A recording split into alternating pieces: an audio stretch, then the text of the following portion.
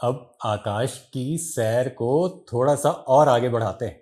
अब तक तो आपने देख लिया होगा कि आपने अपना जन्म आपका जन्म दिन में हुआ है कि रात्रि में हुआ है। अगर दिन में हुआ है तो 12, 11, 10, 9, 8, 7, ये जो बॉक्सेस है ना, 7 भी आधा मान लीजिए, लगभग मान लीजिए, ये जो बॉक्सेस है ना, इस पे आपका सूर्य होगा। और अगर आपका जन्म रात्रि में हुआ है तो एंटी क्लॉकवाइज 1, 2, 3, इस तरीके से 4, 5 और 6, ऐसे मान लीजिए कि सूर्य इन किसी बॉक्स में हुआ होगा। और थोड़ा सा इसे डिटेल बताने की कोशिश करूं तो माने जब सूर्य उदय होता है तो लगभग आपके 12वें नंबर बॉक्स में होता है। किसी की भी राशि में सूर्य उदय होगा। सूर्य उदय का हम एक स्टैंडर्ड टाइम मान लेते हैं 6 बजे।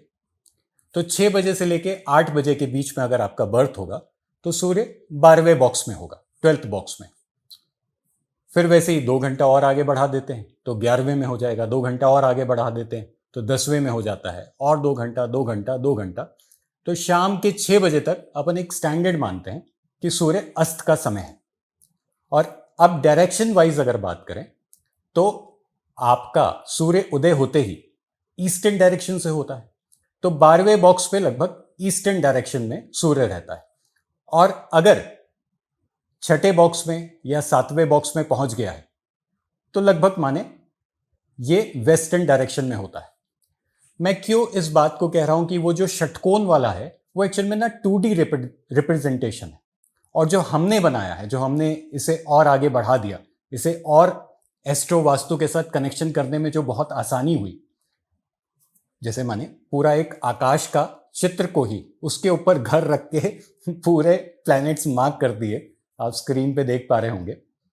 तो ये और आगे का रिसर्च है और नेक्स्ट लेवल है। हो सकेगा तो इस कोर्स में जो आगे होने जा रहा है, 18 जुलाई है, जल्दी रजिस्टर कर लीजिए। बार बार कह रहा हूं, सीट्स भी कम हैं और अब समय भी ऐसा आ गया है कि एक अच्छी रिसर्च को आप, एक अच्छे सॉल्यूशंस को आप ग्रहण करो। ऐसा नहीं कि बस बोले जा रहे हैं और माने योग का दान, राजाओं को दान लेने बुला रहे हैं। मैं सिर्फ समझाने की जो कोशिश कर रहा हूं, मुझे लगता है जो लोग समझते हैं उन्हें बिन बोले ही समझ में आ गया होगा। जब एक राजा को आप दान के लिए बुला रहे तो वो राजा बनेगा कैसे, ये मेरा प्रश्न है। राजा वो जो कहे कि मुझे समझ आ गया कि तू क्या है और ये पकड़ तेरी टाइम की वैल्यू, ये तेरा वैल्यू है। आप भी एक राजा बनोगे और दान मांगना नहीं है, दान देना है। राजा का परम धर्म है कि वो दान देता है, ना कि लेता है। तो आज से ही किसी को भी पर्सनल मैसेंजर में लिखते हो ना, प्लीज हेल्प मी, बंद कर दो, बंद कर दो। हकीकत खैर, अब ये जो 3D हमने बना लिया, उससे हमें बहुत जल्दी पता चल जाता है कि सूर्य की पोजीशन क्या है। पर फिर भी देखिए, मैं जो समझाने की कोशिश कर रहा हूं उसको एक कागज में लिख लेंगे तो आपको बहुत क्लियरली समझ में आ जाएगा कि मैं क्या कह रहा हूं।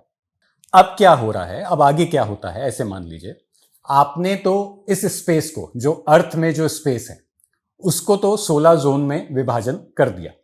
अब ये 16 जोन कह लीजिए, 32 देवता कह लीजिए, 45 शक्तियां कह लीजिए, एंट्रेंस कह लीजिए, 32 45 शक्तियां कह लीजिए। अब ये जो विभाजन यहां का हो गया, ये अर्थ का विभाजन हो गया। अब स्काई ऐसे रोटेट करता है, ऐसे रोटेशन करता है।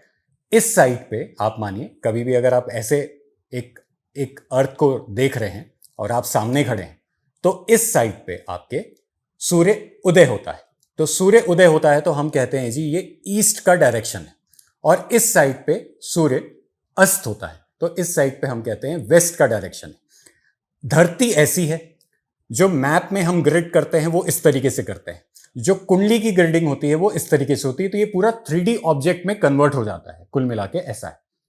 अब क्या बात है, ये तो आपने 16 दिशाओं में, 32 देवताओं में या 45 शक्तियों में पूरा का पूरा इसको ग्रिड कर लिया। 32 एंट्रेंसेस में, 45 शक्तियों में ग्रिड कर लिया।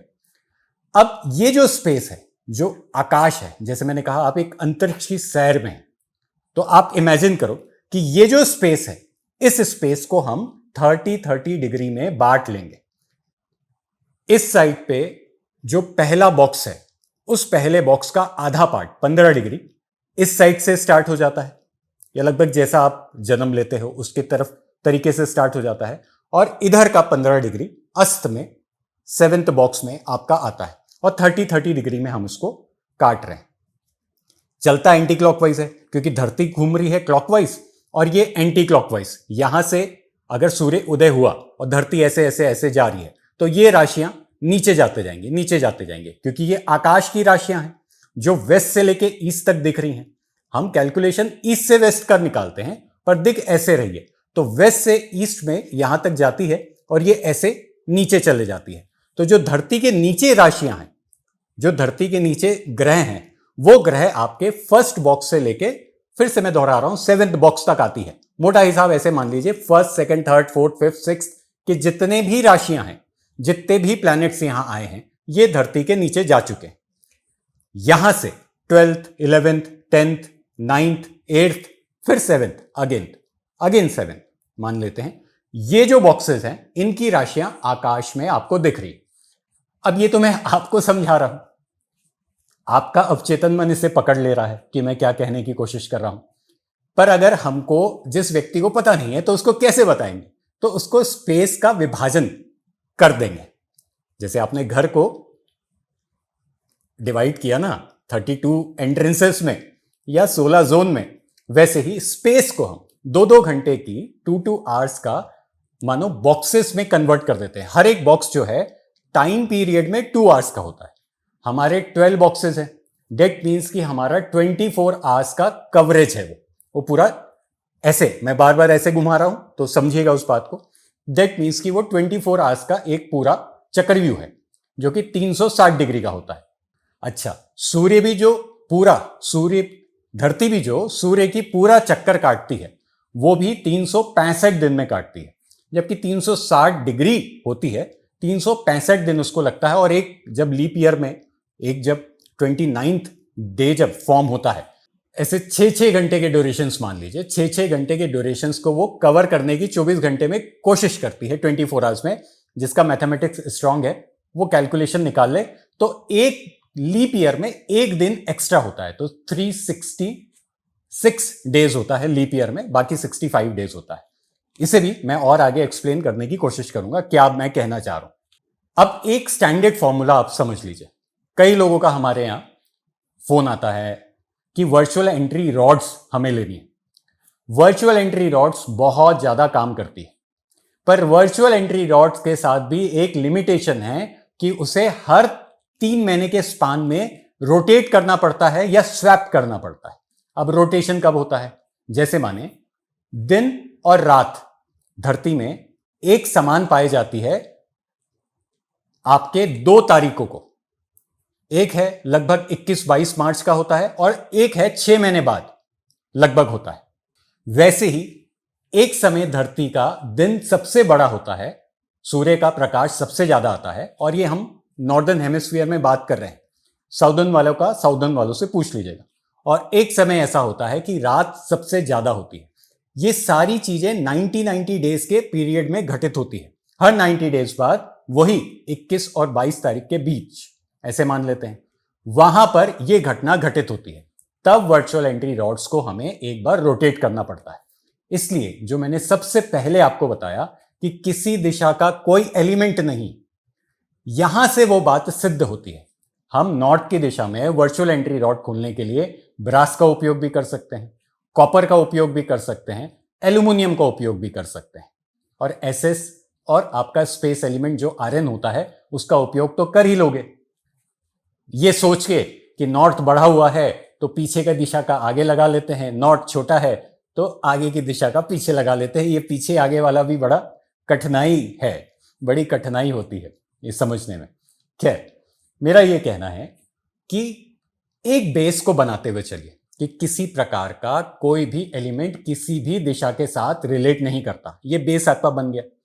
अब जो मैं आज कहने की कोशिश कर रहा हूं उसको भी समझिए कि आप एक जब नक्शा ड्रॉ कर रहे हो तो एक फ्लैट सरफेस पे आप एक नक्शा बना रहे हो, पर जो नक्शा हम एस्ट्रोलॉजी में बनाने की कोशिश कर रहे हैं वो 360 या 3D व्यू पे हम बनाने की कोशिश कर रहे हैं। हम ऐसे खड़े हैं धरती पे, ये हमारा हेड है। हेड कहते हैं नॉर्थ की तरफ है, ऐसे मान लीजिए। ऊपर की तरफ नॉर्थ है, नीचे की तरफ साउथ है, ऐसे मान लेते हैं। तो यहां जो बॉक्स आता है वो आता है आपका 10वां बॉक्स, और धरती के नीचे जो आपका बॉक्स आता है साउथ नॉर्थ की दिशा में, वो बॉक्स आता है 4था बॉक्स, धरती के नीचे और धरती के ऊपर। थोड़ा सा कंफ्यूजिंग होता है, समझने की कोशिश कीजिएगा, एक बार लिख के कोशिश कीजिएगा। अब मैं आपको इस वीडियो में बॉक्सेस का क्या रोल होता है, बॉक्सेस के अंदर फिर राशियां विराजमान होती है, नक्षत्र विराजमान होते हैं, नक्षत्रों के भी 4 चरण होते हैं। तो ये हम धीरे धीरे कवर करने की कोशिश करेंगे। तो बॉक्सेस का क्या रोल होता है, सबसे पहले वो समझिए। पहला बॉक्स, और ये फिर हम एंटी क्लॉकवाइज ही जा रहे हैं। पहला बॉक्स जो होता है वो आपको रिप्रेजेंट करता है, आपके कॉन्फिडेंस लेवल को रिप्रेजेंट करता है, क्योंकि उसका नक्षत्र आप क्या सोचते हो उसको रिप्रेजेंट करता है। वो जो बॉक्स है वो हकीकत में आप कैसे दिखते हो उसकी राशि बताती है। तो कुछ भी बात आती है सेल्फ में, सेल्फ कॉन्फिडेंस डाउन हो गया, सेल्फ में कुछ भी बातें आती है, तो जो फर्स्ट बॉक्स है उस पे जो राशि विराजमान है वो ही कहीं ना कहीं जो डायरेक्शन उससे रिलेट करता है वो ही कहीं ना कहीं दूषित हो जाती है। एक सीधा सिद्धांत। तो फर्स्ट बॉक्स रिलेट करता है केवल और केवल आपको, आपकी पर्सनैलिटी, आपकी सोच, आपका किसी भी कार्य करने का एक तरीका कि करोगे कैसे। मंगल बताएगा करोगे कैसे, पर कहीं ना कहीं वो जो तरीका वो वहीं से ही रिलेट करेगा जो राशि उसमें दी हुई। एक एग्जाम्पल के माध्यम से, अगर 1 नंबर की राशि जिसे हम स्कॉर्पियो राशि कहते हैं, स्कॉर्पियो राशि बिच्छू, डंक मारेगा ही मारेगा। तो आपका हमेशा जो भी कार्य करने का तरीका होगा वो बहुत सीक्रेटिव होगा।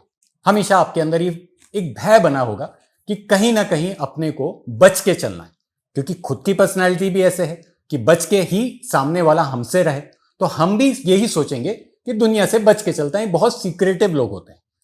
देखा जाए तो गवर्नमेंट सर्वेंट में जो सीबीआई, ईडी, ये जो अफसर होते हैं, ये इनकी जो सबसे अच्छी माने पर्सनैलिटी पाई जाती है, उनके हकीकत में फर्स्ट बॉक्स पे स्कॉर्पियो राशि होगी ही होगी, क्योंकि ये सीक्रेट सर्विसेज को भी बहुत अच्छे से जैसे माने यूज कर सकते हैं, उस पर अपना बहुत अच्छा रोल सेट कर सकते हैं। तो ये फर्स्ट बॉक्स ऐसे काम आता है। अब सेकेंड बॉक्स होता है आपका परिवार, आपका पैसा, आपकी माने जो पीछे से लीनियज आते आ रही है, आप किस परिवार के हो, आपका लीनियज क्या है, कितने स्ट्रांग हो, ये सेकेंड बॉक्स तय करता है। जिसकी भी माने सेकेंड बॉक्स पे अगर 2 नंबर की राशि होगी ना, तो वो बहुत मजबूत आदमी होगा। क्यों मजबूत होगा? क्योंकि उसकी सबसे बड़ी राशि, उसका परिवार बहुत मजबूत होगा। आप इस वर्ड को ऐसे लेके चले जाओ, बहुत मजबूत परिवार से होगा। उसके पास जो लैंड बैंक्स हैं वो बहुत ज्यादा होंगे पैसे के रूप में। क्यों होंगे? क्योंकि ये सबसे बड़ा स्पेस में ऑक्यूपाई करता है। तो धरती पे भी माने जो अर्थ एलिमेंट है, रिप्रेजेंट करती है अर्थ एलिमेंट को, तो अर्थ से रिलेटेड इसके पास बहुत सारी चीजें होंगी। आगे और समझते हैं इस बात को। अब थर्ड बॉक्स है आपका कर्म, आपका प्रेजेंटेशन, और कहीं ना कहीं छोटे भाई बहन, सिबलिंग्स, परफॉर्मेंस, आपकी हैंडराइटिंग, ये सब कुछ थर्ड बॉक्स को रिलेट करता है। फोर्थ बॉक्स मां से रिलेट करता है, आपकी एक बेसिक एजुकेशन, मां द्वारा जो भी ज्ञान प्राप्त होता है उसको रिप्रेजेंट करता है। आपकी प्रॉपर्टीज को भी रिप्रेजेंट करता है। कौन सी प्रॉपर्टीज? जो आप घर बनाते हो, छोटा मोटा एक वाहन खरीदते हो या बड़ा वाहन खरीदते हो, या फिर कोई ऑर्नामेंट्स लेते हो, तो चल अचल संपत्ति को भी चौथा बॉक्स ही रिलेट करता है। जैसे माने प्रॉपर्टी बेचनी है तो थोड़ा चौथे बॉक्स में विकार पैदा कर दो, प्रॉपर्टी खरीदनी है तो थोड़ा चौथे बॉक्स को बड़ा कर दो। ऐसे ही है। तो आज 4 बॉक्सेस को कवर किया और आगे के वीडियोस में कवर करते चलूंगा ताकि आपको बहुत अच्छे से समझ में आ जाए। धन्यवाद। राजा हो आप।